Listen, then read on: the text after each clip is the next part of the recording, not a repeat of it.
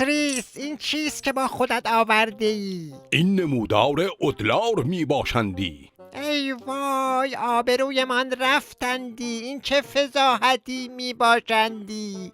مگر تو نگفته بودندی که قیمت ادلار پایین آمده می باشندی؟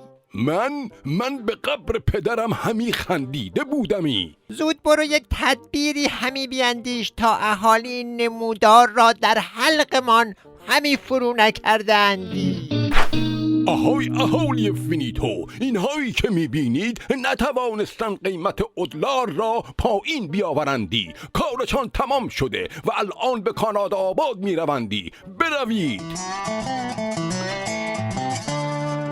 حالا نفرات جدیدی می آیندی تا با طرحهای ضربتی قیمت ادلار را پایین بیاورندی.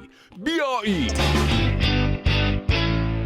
بله، همانطور که میبینید اینها مشغول جهاد اقتصادی میباشندی و با طرحهای ضربتی میخواهند قیمت ادلار را پایین بیاورندی. این مسخره بازیه برای چیه؟ ادلار شده 50,000 چوق. پس این هم نشد؟ شما هم بروید تیم بعدی بیاید. پولای ما تو گونی، کت خدا سرنگونی، رئیس کل دزدا، کت خدا. اینها طرحهای ضربتی پایین آوردن قیمت ادلار هستند یا طرحهای ضربتی برای پر کردن جیب کت خدا؟